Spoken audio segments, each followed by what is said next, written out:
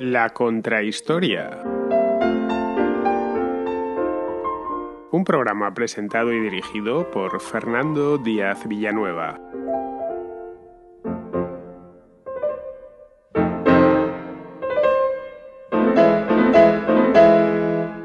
Fue la última reina, la última monarca de los Tudor, y reinó durante casi medio siglo. Era hija de Enrique VIII y de Ana Bolena. Isabel I de Inglaterra fue la reina que, mediante el Acta de Uniformidad, consolidó la reforma protestante y la que puso los cimientos del imperio ultramarino que Gran Bretaña empezaría a construir a partir del siglo XVII. El Papa Pío V la excomulgó y la declaró hereje públicamente, liberando a sus súbditos de la obediencia que le debían como reina. Pero Isabel resistió las asechanzas papales y sobre todo las de España, la principal potencia europea de la época.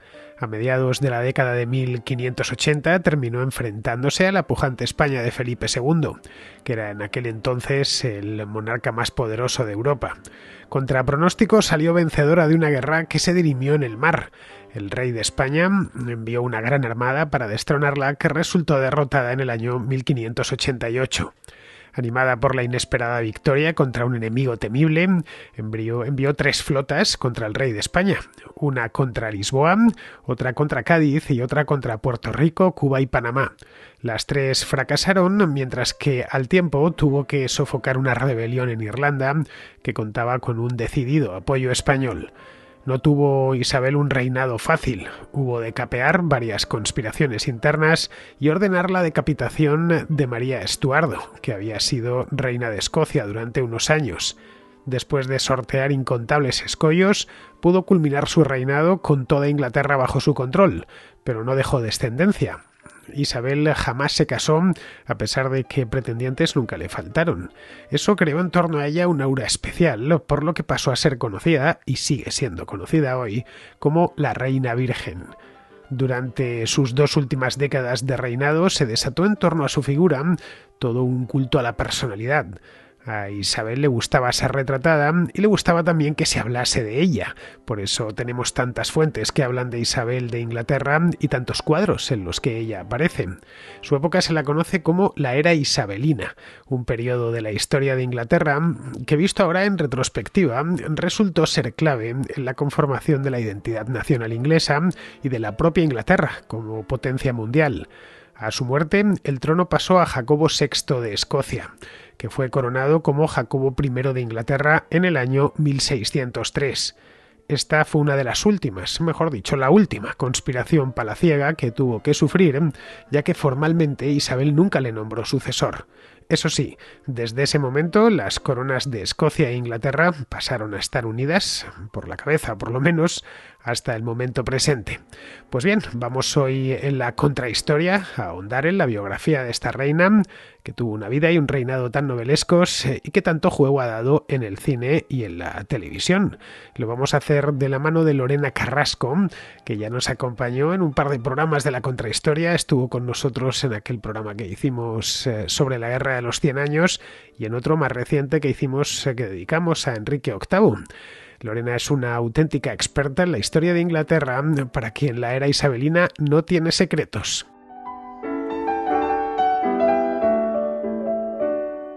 Os decía que tengo al otro lado de la línea, en este caso no es el FaceTime, es el Skype. Ya sabéis que desde que tengo este aparato que compré hace unos meses, que me permite hacer programas con gente que está en la otra parte del mundo, y los podría hacer también si estuviesen en la luna, aunque hoy ahí iríamos con retraso, tardaría unos segundos en llegar las respuestas, pues ya sabéis que está mucho más lejos, desde luego más lejos que Inglaterra, que es donde está Lorena ahora mismo, donde lleva bastante tiempo. Todos los programas que ha hecho con nosotros los ha hecho desde Inglaterra. Ya vive al sur de Londres y conoce muy bien la historia de Inglaterra, como bien sabéis, porque hicimos aquí juntos la Guerra de los 100 años y luego posteriormente un programa sobre Enrique VIII. Y hoy vamos a hablar de una de las hijas de Enrique VIII, de Isabel I. Ya os he hecho una pequeña presentación de quién fue. Es una reina muy famosa porque se han hecho muchas películas sobre ella y ha aparecido bastante en series de televisión y demás. Así que, como ya conocemos algo, no es algo completamente desconocido, vamos a pasar directos al lío. Muy buenas, Lorena, ¿cómo estás? Hola, muy bien, Fernando. Muchas gracias por invitarme otra vez a tu programa. Bueno, este es uno de los de las reinas de Inglaterra más famosas. Vamos, indiscutiblemente. Vimos a Enrique VIII y ya en aquel entonces nos emplazamos a hacer un programa sobre Isabel I y aquí la tenemos hoy. Una reina que reinó no a renglón seguido de Enrique VIII. Antes pasó Eduardo, pero casi de seguido. Vamos, dentro del mismo siglo, en el siglo XVI. Sí, ella, bueno, no lo tuvo muy fácil desde el principio porque pasaron muchas cosas y es cierto que después de Eduardo llegó su hermana María y gracias a que ella la dejó como heredera a su muerte, pues llegó a ser la reina de Inglaterra. Pero la verdad es que antes de eso no lo había tenido nada fácil y no había tenido una papeleta muy positiva, había tenido cosas bastante complicadas en su vida. Claro, fue una de estas carambolas a varias bandas, porque en principio cuando murió Enrique VIII, ella era una niña y no tenía ninguna posibilidades de reinar. Estaba en la línea de sucesión ya porque la habían reaceptado como heredera, pero pillaba lejos, vamos, que no, en principio no iba para reina. Es más, ella era hija de Ana Bolena y había sido hasta desheredada en origen. Cuando su padre mata a su madre, la manda a decapitar, ella creo que tiene 3 o 4 años. Es decir, que tuvo unos inicios de vida bastante desdichados. Nadie hubiese dicho en aquel momento que hubiese llegado a ser una de las reinas más importantes de Inglaterra. Sí, eso pasó porque, claro, al principio cuando nació ya fue una decepción, pero bueno, a pesar de ello la bautizaron como princesa de Gales, o sea, parecía que iba a ser la heredera, pero efectivamente después mataron a su madre, a Ana Bolena, y ya pasó a ser una hija bastarda y fuera de la sucesión. Lo que pasa es que después, cuando murió Enrique, volvió su hermano Eduardo fue coronado rey y ella ya estaba en la corte de nuevo, gracias a la intercesión de Catalina Parr. Es cierto que no tenía muchas posibilidades de ser heredera ni de ser reina, pero ya estaba en la línea de sucesión.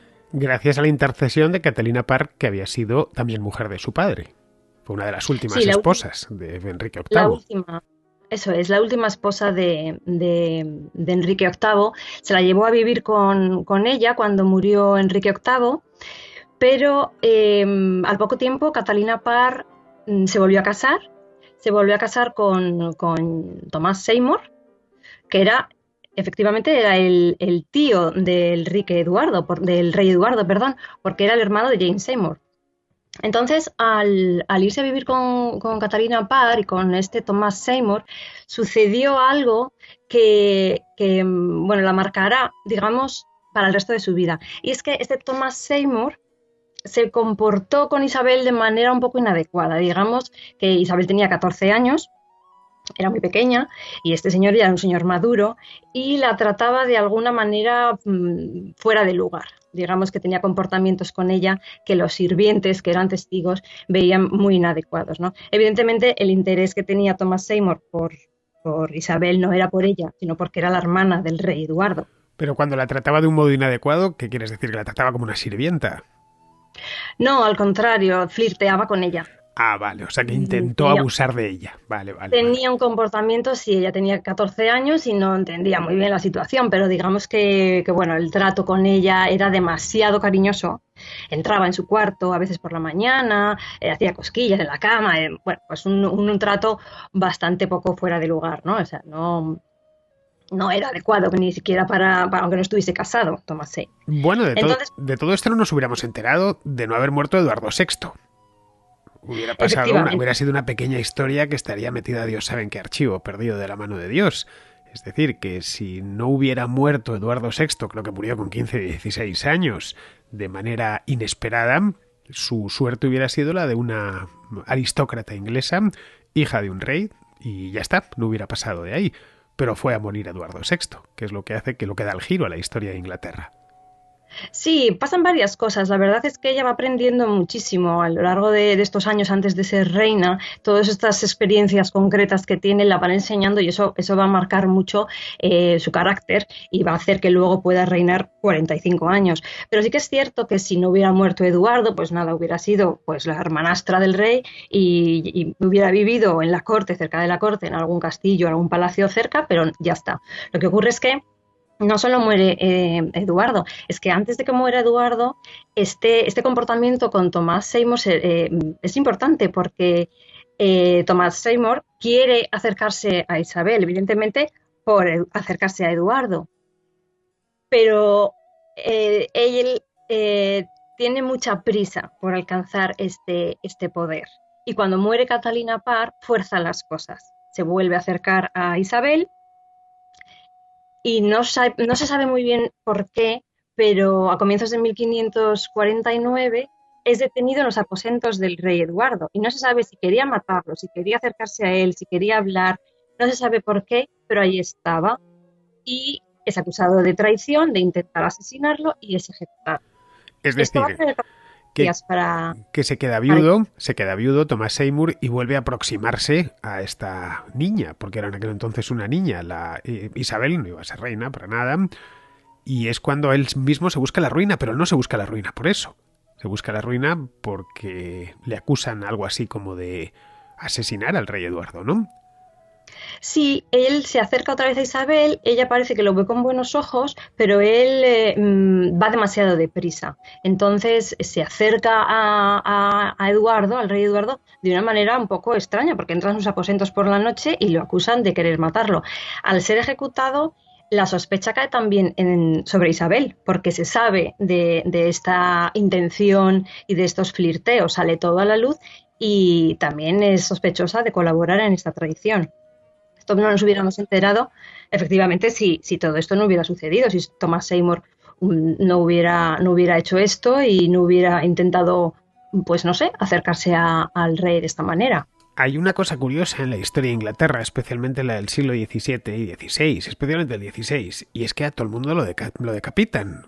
Tenemos los Sí, españoles el San Benito colgado de que somos unos sanguinarios y que si el príncipe Don Carlos y demás, y ellos estuvieron decapitando un siglo entero los unos a los otros. sí, al que acusaban de traición lo decapitaban, porque la traición era causa de muerte automática. Sí, además les confiscaban los bienes, era una cosa que, vamos, en aquel entonces, para que nos hagamos una idea, mientras le está sucediendo esto a la desdichada Isabel, en aquel momento, en España se está haciendo, bueno, los últimos años del reinado están, la última época ya de Carlos I, y va a heredar la corona Felipe II, y se vive una tranquilidad dinástica y política absoluta, mientras en Inglaterra todo son intrigas palaciegas. La corte Tudor era peligrosísima. Esto lo aprende Isabel muy pronto. La corte Tudor estaba lleno de espías, estaba llena de intrigas y de acusaciones y por menos de nada te acusaban de traición. Era peligrosísimo. Bueno, por eso han hecho una serie, evidentemente, no es por Sí, casualidad. Es una familia muy novelesca. Los Habsburgo españoles no dan para tanto.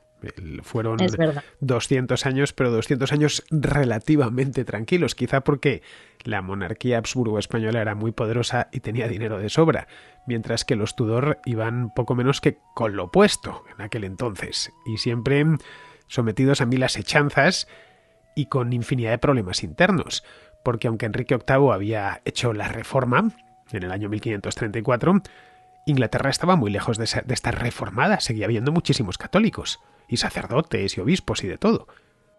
Sí, seguiría después de la muerte de Isabel también. El siglo siguiente sería muy conflictivo también por los católicos y los protestantes. Ella, de cualquier Estaba muy manera, lejos. ella era protestante. Ella era hija de su madre, de Ana Bolena, que era la que había metido el protestantismo a su padre. Bueno, su padre se divorcia de Catalina de Aragón precisamente por eso, porque quiere, bueno, se separa de la iglesia de Roma porque quiere casarse con Ana Bolena, y ella mantiene el protestantismo.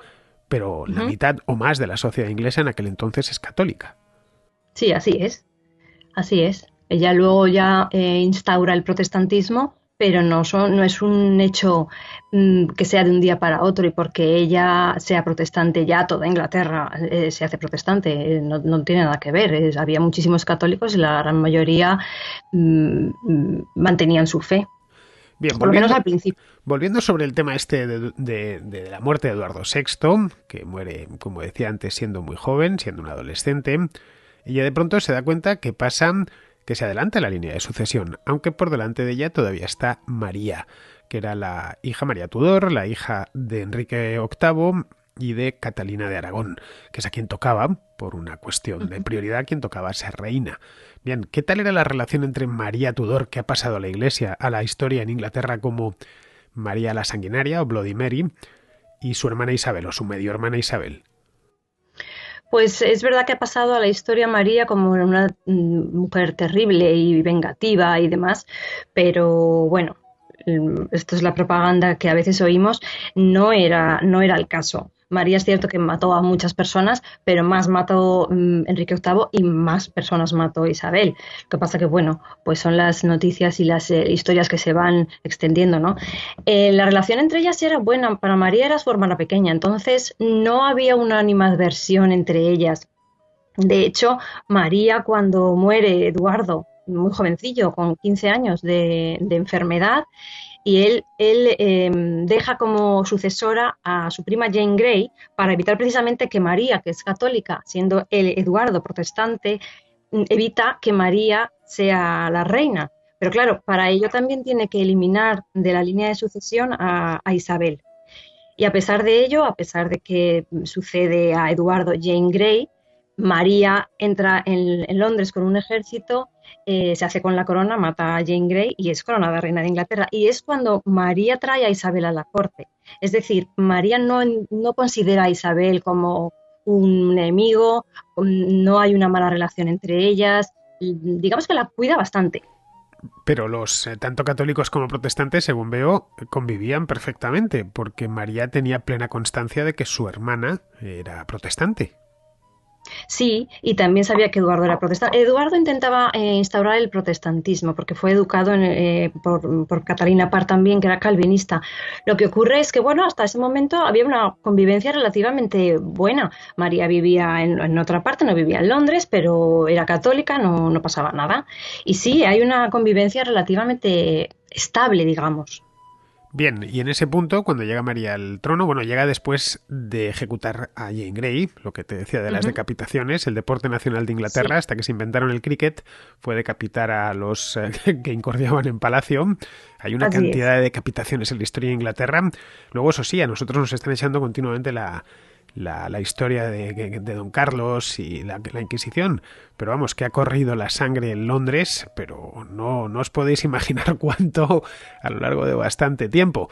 Bien, una vez ya ella se hace con el trono, pasa a ser María I, María Tudor, ya es reina, es una reina católica, pero reina de Inglaterra, más o menos aceptada por el pueblo, se trae a Isabel consigo. En principio, María e Isabel, bueno, María era algo más mayor, pero no mucho más mayor, no había tanta diferencia de edad. A María le esperaba un reinado largo, que podía durar bastantes años.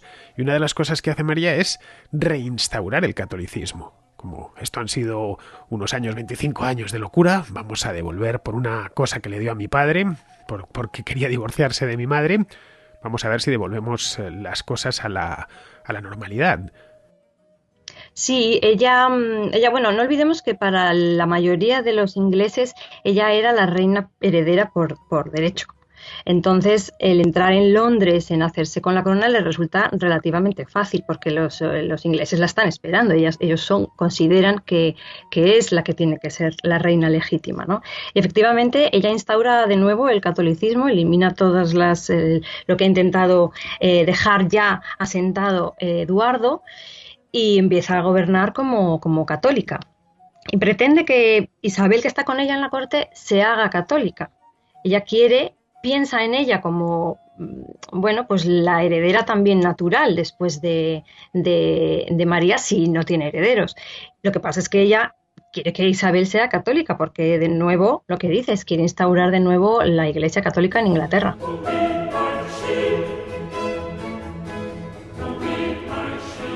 Sucede entonces, Lorena, que María hace un movimiento político matrimonial, que en aquel entonces venía a ser lo mismo, un tanto extraño. Y es que decide casarse con Felipe II de España. Casarse por poderes, obviamente, porque no llegaron nunca a cohabitar juntos. Bueno, lo hubieran hecho, quizá, de haber vivido más tiempo. Y esto no es bien recibido, por supuesto, por su hermana Isabel, pero tampoco por buena parte de los ingleses, que veían en el matrimonio de la reina poco menos que una absorción de Inglaterra por parte de España, ¿no?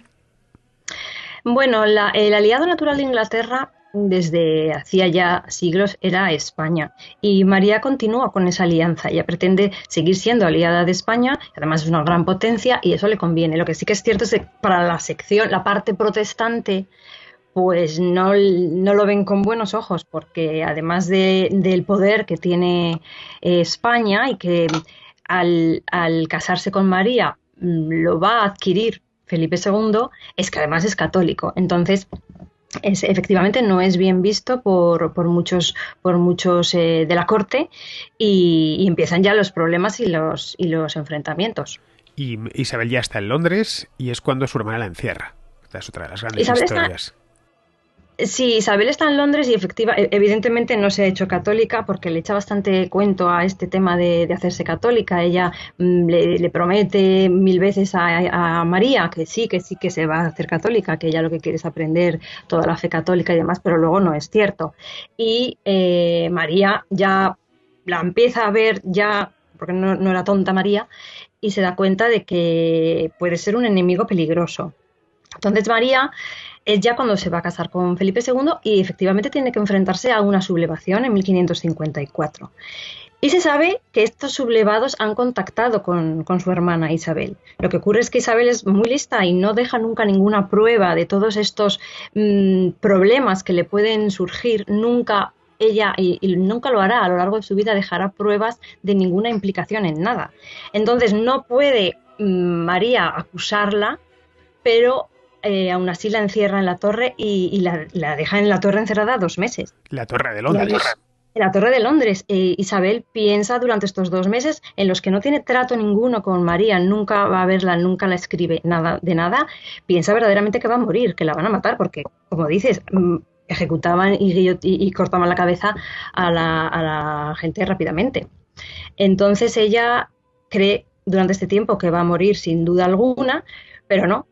María decide mandarla fuera de Londres y la encierra en otro palacio, cerca de Oxford, y allí la mantiene hasta que tiene este embarazo psicológico, el falso embarazo, no sé muy bien cómo llamarlo, pero bueno, ya piensa que está embarazada y manda llamar a Isabel de nuevo para que esté en el momento del bautizo del niño. Ella, imagino que piensa que una vez con un heredero ya, el peligro es menor. Y entonces la manda otra vez traer a la corte. Pero María la Sanguinaria o María Tudor fue famosa por sus embarazos psicológicos, porque ella estaba casada con Felipe II, pero no había cohabitado con él. Una estaba en Madrid y la otra estaba en Londres, y en aquel entonces no estaban las dos ciudades a 2 horas de avión como están hoy en día. Es decir, no podía estar embarazada. Era imposible, a no ser que fuese una cosa providencial, que pensase pues que había sido cosa del Espíritu Santo, una cosa así. Pues el caso es que ella piensa que está embarazada y en algunos documentos sí se cree que está embarazada. Por otra parte, hay informes que dicen que Felipe II dice que no puede ser, pero el caso es que ella pensaba que iba a dar a luz y que iba a haber un bautizo y para eso llamó a Isabel para que estuviera presente. Entonces de nuevo vuelve Isabel a la corte, a la corte inglesa.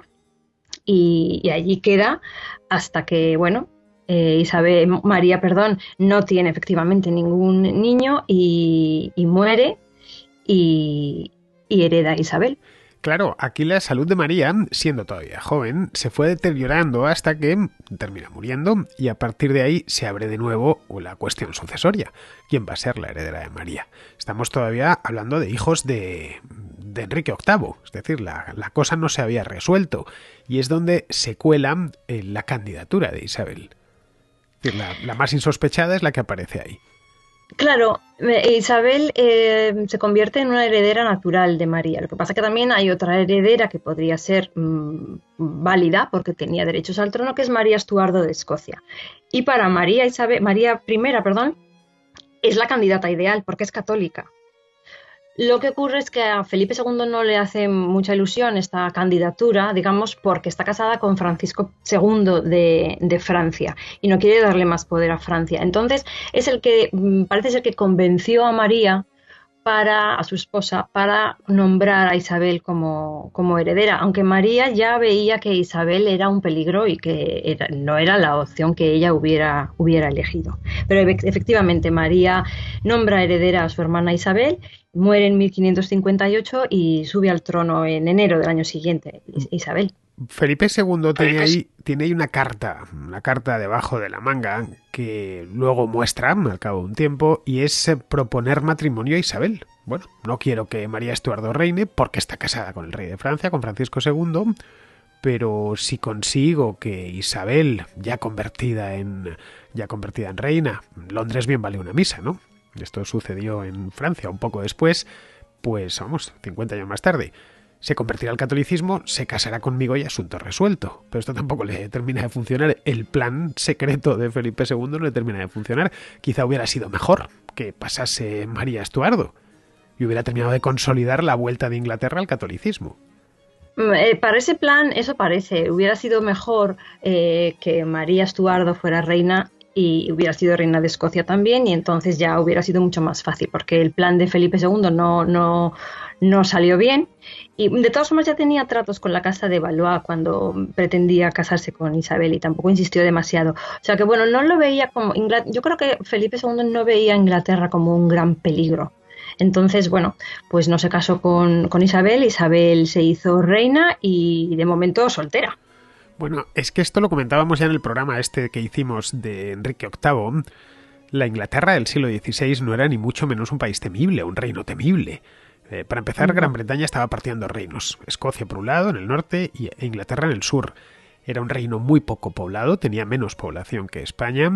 No tenía todavía, ni lejos aún, de colonias ultramarinas, ni había construido su imperio. Los ingleses no empiezan a dejarse caer por América hasta ya el siglo XVII, todavía les falta mucho tiempo, y son un tanto periféricos en Europa. Es decir, para el rey de España era como el último de sus problemas. Eso es, y para España, que está con sus problemas en otros sitios, no, Inglaterra, bueno, pues si lo tiene de su lado, muchísimo mejor, pero tampoco es una cosa que le preocupe en exceso. Claro, porque aquí se ha solido hacer ver siempre, claro, desde a toro pasado, ya en el siglo XX o en el siglo XIX, que eran dos reinos que estaban a la misma altura. Y no, es como si ahora mismo, pues qué sé yo, es Estados Unidos frente a un país de medio pelo, que lo tiene, bueno, es mejor tenerlo de mi lado, pero si no está, bueno, pues me tendré que enfrentar con él. Esa era la relación en aquel entonces. Es decir, Isabel o la propia María o el propio Enrique VIII habían mirado a los reyes de España con auténtico temor. De estos tipos no es que los tenga en el sur, en la península ibérica, es que están al otro lado del Canal de la Mancha. Eso es, lo que ocurre es que, bueno, la historia, Inglaterra llegó a ser un imperio y entonces han mostrado como si todo su pasado hubiera sido de una importancia similar y efectivamente no era así. Los reyes ingleses buscaban la alianza con el rey español pues desde un tiempo atrás y el poder del imperio de España no tenía nada que ver con el poder que podía manejar el rey inglés. Claro, estamos hablando del año, en torno al año 1560, más o menos, acaba de llegar al trono Felipe II, es un rey joven, y la monarquía Habsburgo se encuentra en la cúspide de su poder. Ya son dueños de media Europa, por supuesto, del sur de Italia, de Flandes, Franco Condado, en fin, los monarcas de la dinastía Habsburgo española y la austriaca están íntimamente unidos. En aquel momento es emperador Fernando, que es el tío del rey de España. Han conquistado ya el imperio mexica, han conquistado el imperio inca. Vamos, que su poder es en aquel momento incontestable. Y en ese momento aparece Isabel de Inglaterra, en un reino muy periférico, como decía antes, siendo una mujer extremadamente joven. Tenía solo 25 años cuando llega al trono. Y se encuentra con toda aquella varaunda. Se encuentra con un país dividido entre católicos y protestantes porque no podemos olvidar que este problema continuó incluso después de Isabel I y tiene que imponerse rápido en el gobierno porque además de encontrarse esta división, ella es mujer. Y Inglaterra no estaba acostumbrada a tener reinas. La reina no podía reinar sola, debía ser siempre reinas consortes o si era una reina legítima, casarse porque su papel principal era tener herederos, ¿no? Entonces se espera de Isabel que se case, pero Isabel no tiene ninguna intención de casarse porque sabe que el hombre que vaya a estar con ella va a querer su poder y ella quiere mantener ese poder y no cederlo al marido. Entonces no acepta a ninguno de los candidatos que le proponen siempre exige que no sean extranjeros y que no sean católicos, lo que lo ponía muy complicado, pero es que efectivamente ella no quería casarse.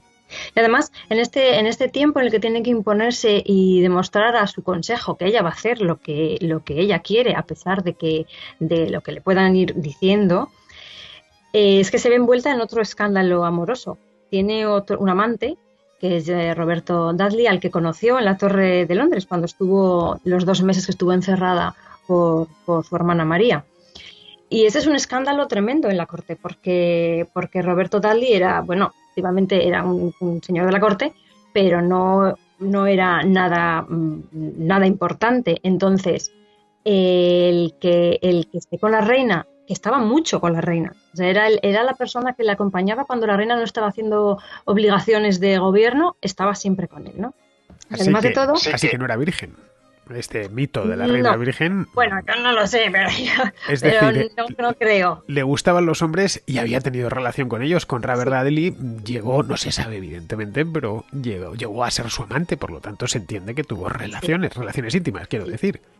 Sí, se dice que fueron amantes y la corte estaba realmente asustada, pero es que además Roberto Dudley estaba casado y tenían miedo de que se divorciara para casarse con la reina. O sea, intenciones debía haber ahí porque la corte estaba bastante preocupada con ello.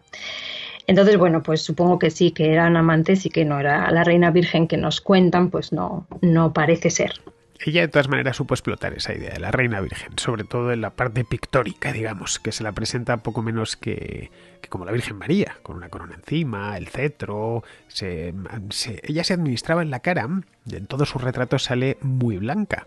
Se administraba un ungüento que al parecer terminó matándola, porque era una cosa muy tóxica y tenía esa apariencia casi angelical, divina, que a partir no en este momento, todavía era muy joven, sino ya a finales de siglo, empieza a extenderse por Inglaterra. Pero bueno, volviendo cuando ella acaba de llegar al trono, una de las primeras cosas que hace es llevar al Parlamento su solicitud de que se vuelva al protestantismo, que María les había sacado, había devuelto el catolicismo como la fe oficial del reino, y el Parlamento se la acepta, ¿no? Claro, el paso del catolicismo al protestantismo en Inglaterra no se da de un día para otro y no es que se diera por descontado por el hecho de que Isabel fuera protestante. Ella convence y consigue el Parlamento acepte instaurar de nuevo el protestantismo. Lo que ocurre es que sí que al principio parece que va a dar cierta libertad a los católicos con tal de permanecer practicando su fe en la intimidad y que no sea abiertamente y que sea más o menos, bueno, pues escondido. Parece que cierta tranquilidad va a haber, pero con el tiempo decide ir más allá y a los propios consejeros católicos los encierra, desde los consejeros que tenía privados los encierra.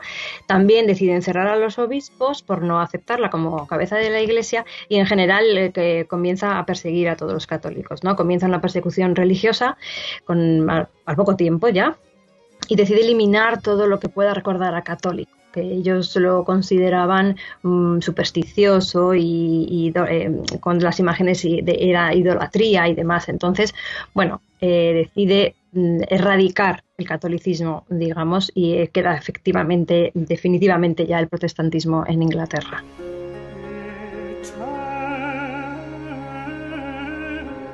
Y en este punto, cuando ya se ha puesto a gobernar, aparece, no estaba ya ahí, pero resurge uno de sus mayores dolores de cabeza a lo largo de su casi medio siglo de reinado, ya reinó 44 años, que es María de Escocia, es decir, María Estuardo, que es su gran rival. Una vez muerta la otra María, a partir de ahí la única rival que tiene es esta mujer, es María Estuardo. Sí, y con ella María Estuardo aparece en escena en 1561 cuando regresa de Francia porque ya es viuda de Francisco II y con ella va a tener una relación muy duradera, siempre por carta, nunca se conocerán, nunca Isabel va a ir a ver a María, pero siempre van a mantener una relación e incluso va a haber momentos en los que va a parecer que va a haber un acercamiento y un entendimiento, incluso una unión entre ellas, ¿no? Cuando María regresa a Escocia y comienza esta relación con Isabel, se escriben, parece que se entienden, que se comprenden, pero no. cuando ya María tiene que escapar de Escocia al ser perseguida por los protestantes en 1568 y huye a Inglaterra, queda demostrado que Isabel está lejos de querer ayudarla en su lucha en Escocia y no la trae a la corte para apoyarla, sino que la encierra. Es cuando ya la encierra en un castillo, en varios castillos y lejos de Londres. O sea, ya vemos que Isabel ve como una amenaza y una rival muy peligrosa a María Estuardo, porque es la que da esperanzas a los católicos en Inglaterra. Bueno, en este punto Isabel lleva ya unos cuantos años gobernando, es decir, no está recién llegada. Cuando regresa han pasado 10 años desde la coronación de Isabel I y ella ya está bastante consolidada en el trono. Y en este punto se ha convertido en Bloody Elizabeth, porque a todo católico que pasa por delante de sus narices lo manda a ejecutar. Se desata una auténtica persecución. Sí, ya en 1568 manda a ejecutar es una enemiga directa de los católicos.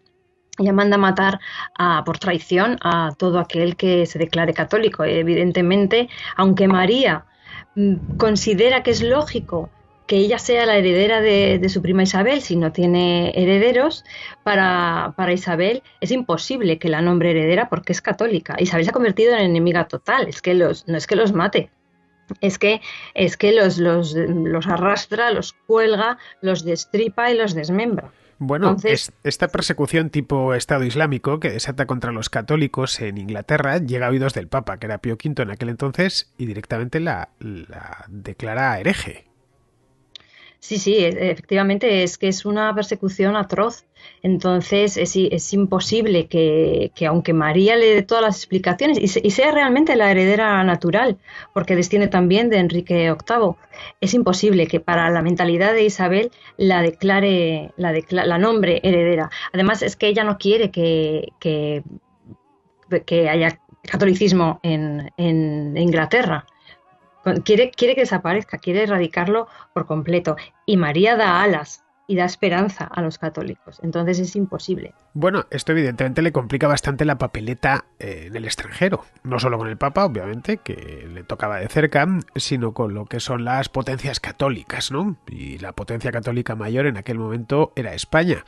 Es decir, que había mantenido una relación de medio amistad con los españoles hasta ese punto. A partir de ahí las relaciones ya se contaminan por completo.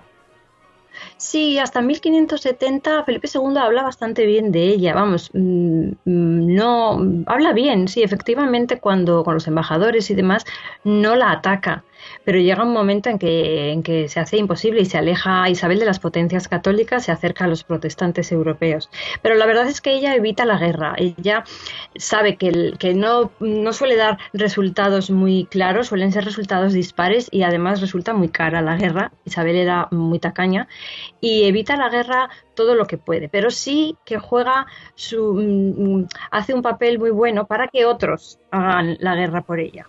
Bueno, ella tiene dos lugares donde hacerle daño a España, o al rey de España, mejor dicho. Uno es Flandes, que lo tiene cerca, y la presencia además inglesa en esa zona de Europa, en Flandes, Calais, bueno, Calais está en Francia, pero muy cerquita de Flandes, es constante a lo largo de la historia. Y luego, por otro lado, América. Es decir, los ingleses eran, como he dicho antes, o Inglaterra era un país de medio pelo, pero tenía buenos marinos. Y ahí es donde aparece, por ejemplo, la figura de Francis Drake. Bien, ella lo que hace es ayudar a los protestantes holandeses que acaban de empezar una guerra sin cuartel contra los Habsburgo españoles y además se encargan de fomentar la piratería contra las flotas españolas que cruzan el Atlántico. Ella ayuda a Guillermo de Orange en 1576, pero tampoco se implica mucho. O sea, le viene muy bien que a Guillermo le vaya bien por el comercio de Inglaterra con Flandes, que siempre había sido crucial, ¿no? Y Guillermo de Orange le puede favorecer en este tema. Pero ella no se implica demasiado. También, efectivamente, sucede esto de los piratas, que no es que ella piense en América como posibilidad para su reino, sino que el ataque de piratas a los barcos españoles, pues sabe que va a hacer daño, a ella le va a enriquecer, y eso es lo que hace, pero no se involucra abiertamente en una guerra hasta que ya no le queda más remedio, ¿no? Pero sí, efectivamente financia los ataques de piratas a la flota y a los puertos americanos españoles. Y esto a Felipe II ya le harta. Bueno, esto me parece muy bien, pero son insoportables. Ya no son como una mosca que no te deja de molestar y es cuando no queda más remedio que ir a la guerra, en aquel momento. Sí, sí, porque Drake, por ejemplo, y otros piratas, Hawkins, por ejemplo, también, pues son financiados por Isabel y es cierto que no es que hagan un daño terrible, pero como dices, ¿no? Son una mosca allí que están todo el tiempo y el enemigo ya es España y por el motivo de ser católicos y por el comercio de Flandes y están o bien en un lado o bien en otro siempre atacando, ¿no? Es cierto que en el tema de América no es que Isabel quiera atacar los puertos españoles para hacerse con ellos ni nada de eso, porque América le pilla muy lejos y muy grande todavía, ¿no? Pero si puede hacer daño, pues mejor, evidentemente. Y ya en 1585 ya Drake ataca Santo Domingo y San Agustín y Cartagena en América y ya entra en una guerra que si no es oficial ya es abierta a partir de esta fecha y y dentro de este contexto de guerra pues se ejecuta a María Estuardo, que eso exacerba aún más los ánimos, se ataca a Cádiz en 1587, también se ataca el Algarve, en fin, es una guerra abierta y totalmente ya entre los dos países. Bueno, lo de María Estuardo también pasó por la cuchilla. También la Sí, decapitan. eso es, Isabel firma ya en 1587, después de muchísimos años de haber tratado de llegar a acercamientos por parte de María. Isabel al final, presionada por sus consejeros, firma vamos, la condena a muerte. Lo que ocurre es que ella tarda tanto en firmarla, no porque le tenga cariño a María, sino porque matar a una reina legítima ya pasa los límites. O sea, cruzar ese límite de que un rey, un soberano, mande ejecutar a otro, eso ya ella no quiere ser responsable de algo así. Y de hecho, cuando lo firma y se entera de la muerte, que es inmediata, dice que ella no sabía lo que estaba firmando, que le habían puesto ahí los papeles, el primero para firmar, y que no, efectivamente, no lo sabía. Bueno, Entonces, ella manda a ejecutar a una reina por partida doble. Ella había sido reina de Escocia antes de Jacobo VI y además había sido reina consorte de Francia. claro, entonces el decidir que la juzgo y la ejecuto es mucho para el resto de monarcas de Europa. ¿Qué van a pensar? Pero ¿con qué derecho? Bueno, ¿No? Entonces ella, podemos imaginar lo que pensó Felipe II porque al año siguiente les envió una flota. sí, esto ya cuando se entera de que por orden de Isabel ha muerto María de Escocia, ya le parece el colmo y ordena al duque de Parma invadir Inglaterra desde Flandes y ordena a la flota salir hacia Inglaterra, sí. Claro, aquí si nos ponemos en la mente de Felipe II, al que la historia luego ha castigado y le ha puesto como una especie de fanático, desorejado y tal, claro, ¿cómo vería Felipe II y la gente de la época a Isabel de Inglaterra? Pues seguramente la verían, y no me equivoco, como una fanática religiosa que decapitaba a todo católico que se le ponía delante, que había matado a la que había sido reina de Escocia y a la reina consorte de Francia, que se pintaba la cara de blanco. Es decir, al final va a resultar que si a poco que echemos un vistazo atrás a la historia y tratemos de ponernos en las mentes de la gente del siglo XVI, que estaban los papeles invertidos, que la fanática era Isabel y Felipe II lo único que quería era devolver un poco la sensatez a todo aquello, cuando les envía la armada. Así es que Isabel ha matado a muchísimas personas, que parece que la que mataba era María, ¿no? Su hermana, María Tudor, perdón, pero Isabel mataba a todo aquel que fuera sospechoso de catolicismo y además ha cruzado ese límite de matar a otra reina por el hecho de ser católica. Y entonces Felipe II, ante esto ya dice, bueno, se acabó. Y Efectivamente, envía la Armada de Inglaterra, lo que eso. llaman en Inglaterra la Armada Invencible, que nunca se llamó así, eso se lo pusieron ellos, y fue una Sí. derrota, porque se encontraron con los holandeses que le echaron una mano a Isabel I con las tempestades del Canal de la Mancha y del Mar del Norte, y con los propios marinos ingleses, que eran, pues marinos siempre lo han sido, marinos muy hábiles y que contaban además con la ventaja de combatir en casa. Sí, esto fue una derrota, bueno, pues ya Medina Sidonia no era el almirante que mandaba la flota, no estaba muy seguro ya desde el principio de que fuera una buena idea. Pero bueno, a pesar de todo, bueno, pues se mandó la flota y fue derrotada. Pero esta derrota la celebró Isabel como si se tratara de una derrota definitiva de la Armada Española, ¿no? Hemos derrotado a la flota y ya se mandó pintar en un cuadro con la mano sobre un globo terráqueo y demás, pero en realidad se perdió algo más de un tercio de la flota pudo regresar, o sea, no desapareció hecha trizas, pudo regresar y flotas se organizaban casi todos los años. Es decir, que no fue un resultado ya final, hemos terminado aquí con todo el poder en el mar de los españoles. Lo que pasa es que la propaganda pues era magnífica. Hay un episodio que muy desconocido en Inglaterra, por supuesto, pero también en España, lo cual a mí me llama mucho la atención, que es el de la contraarmada inglesa del año siguiente, de 1589, que envían una armada para tomar Lisboa. Bien, fue un fracaso estrepitoso la contraarmada y ha pasado a la historia casi como un pie de página. Ha pasado como un pie de página y bueno, en Inglaterra nadie la conoce. Y tampoco se sabe que Drake, del que hablan maravillas, Sir Drake y demás, cayó en desgracia a partir de esa derrota y fue mandado a América y allí con Hawkins también, con el otro gran pirata y héroe inglés. Y allí pasaron de derrota en derrota hasta que murieron entre 1595 y 1596 los dos. Pero esto no se conoce porque de nuevo, ¿no? La propaganda era magnífica en aquel momento para Isabel y en cierto modo sigue hoy día un poco parecida. Bueno, yo creo que la propaganda llegó después, Lorena, sinceramente. Al igual que la contrapropaganda, todo ha venido... Tenemos una idea del siglo XVI, que es la que ha pasado al final a los libros de texto en buena medida, creada durante el romanticismo, creada en el siglo XIX. Esto con Alberto Garín lo hemos hablado en muchas ocasiones. Mediante la transformación intelectual que se opera en el siglo XVIII y ya se consolida en el XIX, se crea una visión de la historia que llega hasta nuestros días. Y una de ellas es esa, la imagen de Felipe II como un fanático absoluto, mientras que a Isabel I la pintan algo así como una patriota idealista, tolerante, abierta, dispuesta a dialogar y a defender su isla de cualquier tipo de invasión de los demonios del mediodía, que era como llamaban a los españoles en aquel entonces, o como pasó a la propaganda de nuevo. Sí, es verdad, como propaganda pues fue posterior, pero sí que es cierto que Enrique VIII hacía igual, se hacían muchísima publicidad a sí mismos y eso al final pues como con la mejoría y con el crecimiento de Inglaterra pues ha ido arrastrándose, ¿no? Y posteriormente pues toda esa propaganda que dices, efectivamente. Bueno, Drake al final terminó muriendo de nuevo frente a los españoles en Panamá, concretamente en Portobelo, unos años más tarde, pero él ya estaba completamente apartado. Bien, la Inglaterra de la época necesitaba nuevos héroes, que ya no eran estos piratas.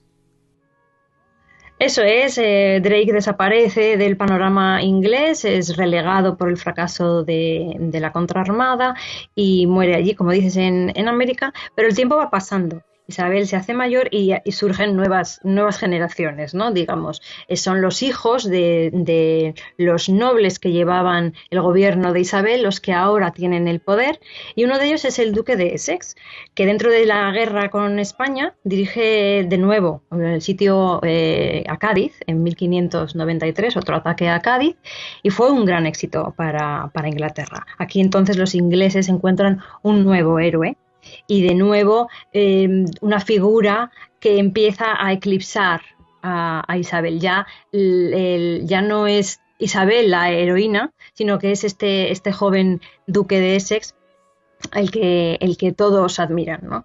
Y es cierto que este éxito de Cádiz fue grande en ese momento, pero como decíamos antes, la recuperación de la flota española fue muy rápida y al año siguiente estaba lista de nuevo para invadir Inglaterra. y de hecho fue enviada. El acceso a los recursos que tenía en aquel entonces la monarquía española era muy grande. Disponían de las mayores minas de plata y de oro de todo el mundo, que eran las de Potosí o las de Zacatecas en México, y eso les permitía, tenían una resiliencia que se llama ahora muy grande. Ante cualquier golpe se recuperaban con mucha rapidez. Podían echar mano del oro y la plata que les llegaba de Indias y pues hacer lo que hiciese falta. Más luego, el acceso a recursos humanos que tenía la monarquía española de finales del siglo XVI también era muy grande. Bueno, es equiparable a lo que fue la monarquía británica a finales del siglo XIX. Es decir, no había manera de enfrentarse a ella porque tenía una disponibilidad de recursos y de hombres prácticamente ilimitada. Sí, ya te digo que en 1597 de nuevo habían rehecho la flota y de nuevo la enviaron a atacar a Inglaterra. Es cierto que el sitio de Cádiz fue un gran éxito, pero a los pocos meses se volvió a mandar. Y de hecho, bueno, hubo una tormenta y no pudieron invadir Inglaterra, pero 7 barcos sí llegaron a Falmouth y desembarcaron 400 tercios y allí se quedaron y los ingleses. Las milicias inglesas no se atrevieron a hacer nada hasta que, bueno, volvieron de nuevo a los barcos porque vieron que no recibieron un mensaje que no iba a haber invasión y volvieron a la península. Entonces estos éxitos, como digo, eran puntuales. Luego ya cuando llegaron allí los soldados españoles ya no se atrevieron a moverse. Además tenían a la flota intentando capturar la flota de Indias. Entonces, bueno, pues el poder de España no tenía nada que ver efectivamente con el de Inglaterra en este momento. Desembarcaron los tercios en Cornualles, que ese cabo, donde está el cabo Land's End, justo encima de España, de la península ibérica. Y se quedaron allí este batallón de los tercios y no se atrevieron ni siquiera a plantarles cara, porque les tenían miedo. Sí, estuvieron allí varios días acampados esperando al resto de la flota.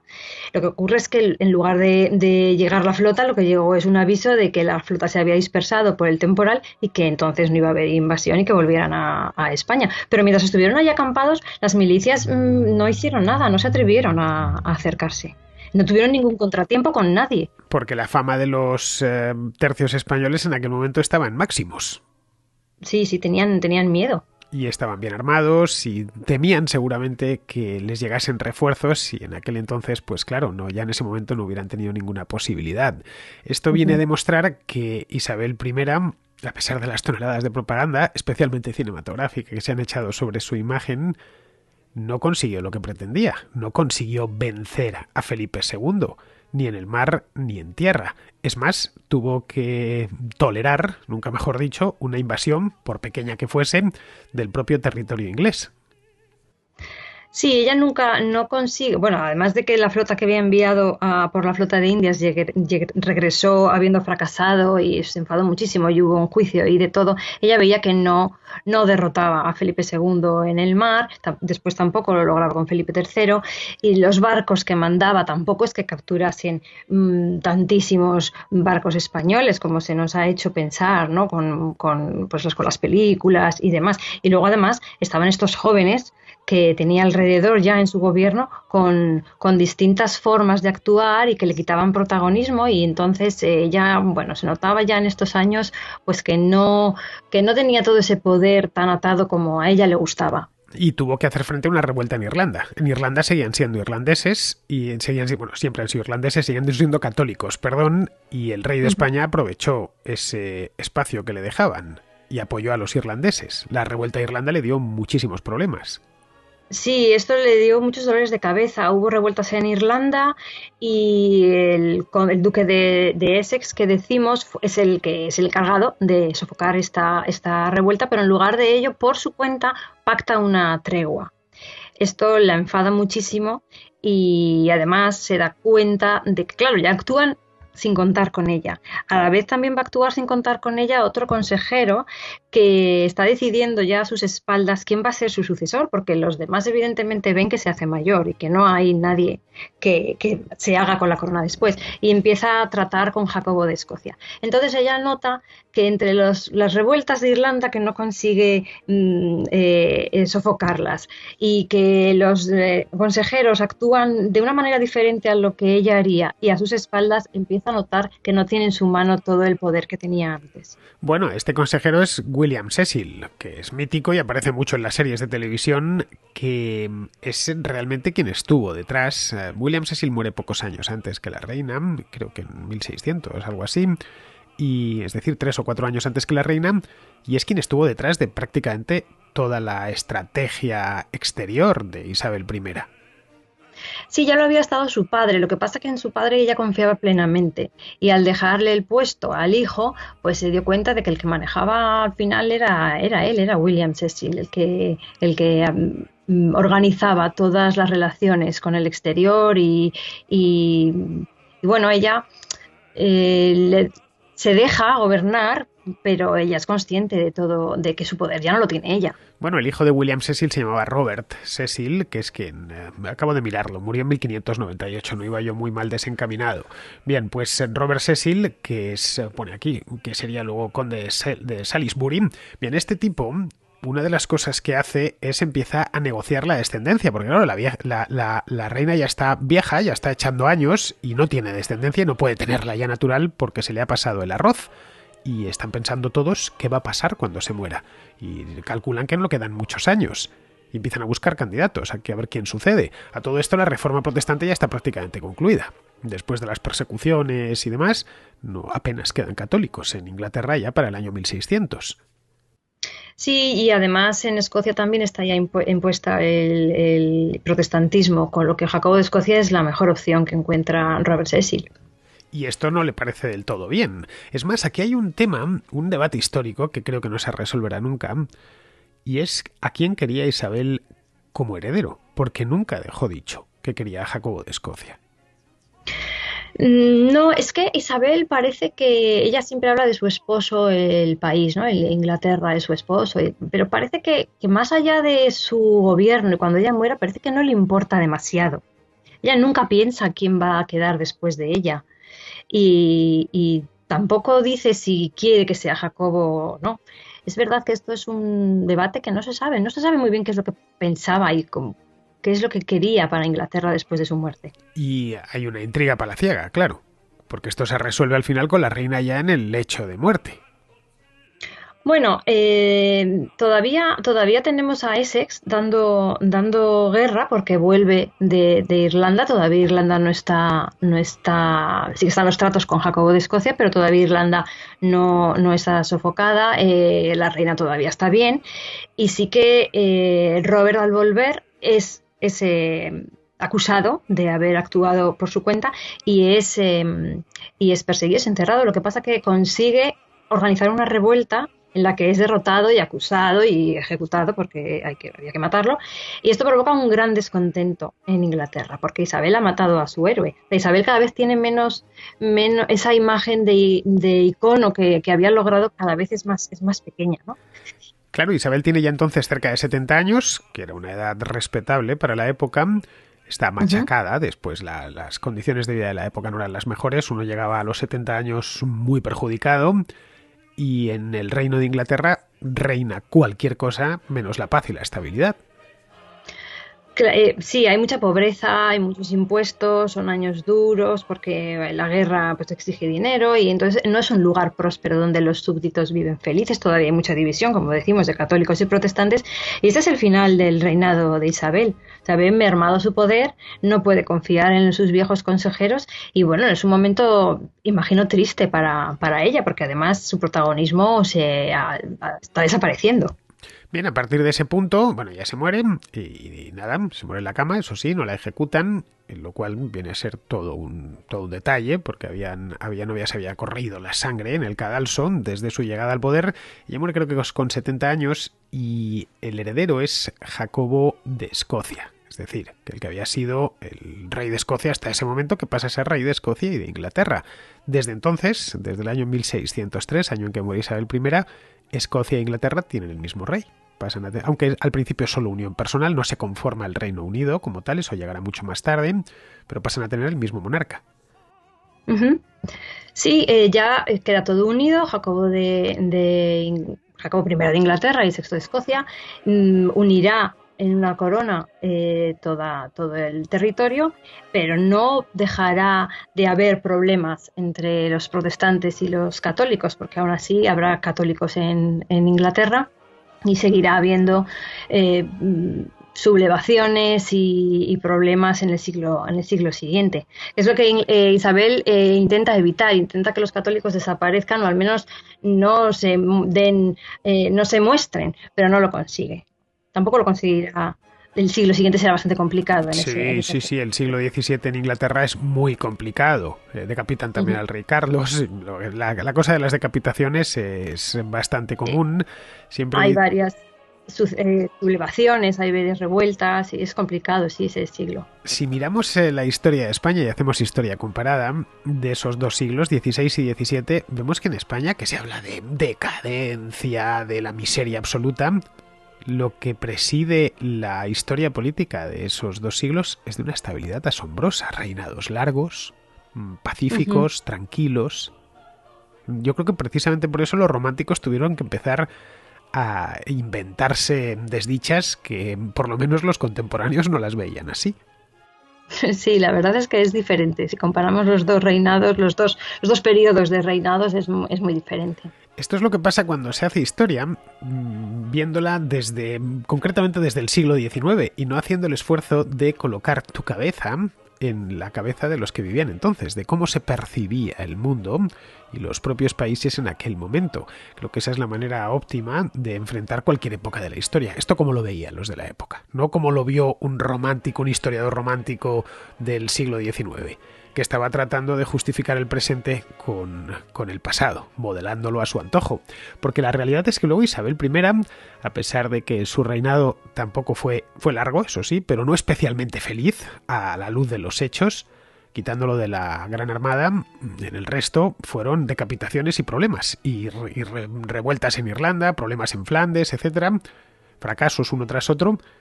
Se construye sobre ella una figura cuasi legendaria. Sí, ella realmente no es una reina con grandes ambiciones políticas, ni militares, ni como hemos dicho para el futuro de Inglaterra. Fue, bueno, pues durante su reinado una mujer que quiso gobernar y hacer lo que a ella le parecía oportuno, pero efectivamente, como después Inglaterra llegó a ser el imperio que fue, pues se ha dibujado sobre Isabel una imagen romántica y de gran victoriosa en el momento, ¿no? Bueno, eso a veces no sabemos muy bien por qué algunas ideas cuajan más que otras y tenemos que intentar o cambiarlo un poquito como podamos o bueno, aceptarlo así y ya está. Bueno, yo te puedo decir lo que han hecho con ella. Te puedo decir no sé el por qué, pero sí el qué. A Isabel II creo que se le han hecho un total de 15 películas y en todas aparece como una heroína. Esa es la realidad. A Felipe II no han hecho tantas y en todas aparece como un fanático. Si es que al final es al final, pasa lo que pasa. Si tú te adueñas de la imagen, automáticamente lo que termina quedando es eso. Muy bien, pues con esto yo creo que ya podemos dar por terminado el programa. Ha sido muy interesante, sinceramente, la conversación que hemos tenido, Lorena. Me ha gustado muchísimo. Espero que a los contraescuchas les haya gustado también. Muchísimas gracias por habernos acompañado hoy. A ti, Fernando, y espero que sí, que haya sido del gusto de los contraescuchas. Sí, bueno, la historia de Inglaterra siempre lo es. Por cierto, lo siguiente que nos toca, Lorena, será, yo creo que podemos ir con Carlos I, que es un tema importante, o directamente con la Gloriosa, de 1688, que es el otro gran turning point de la historia de Inglaterra. Muy bien, las revueltas inglesas son muy interesantes, ¿de acuerdo? Bueno, pues yo te emplazo a que en un futuro próximo, nos pongamos con ello. Bueno, pues queridos... Estupendo. Perfecto, te tomo la palabra, ¿eh? Queridos contraescuchas, con esto ya podemos ir dando por terminada la contrahistoria de hoy. Espero que haya sido de vuestro agrado, esta de Isabel I, la Reina Virgen, y igual que he emplazado a Lorena ahora a hacer lo de las revoluciones inglesas del siglo XVII, pues os emplazo a vosotros a que regreséis por aquí la semana próxima.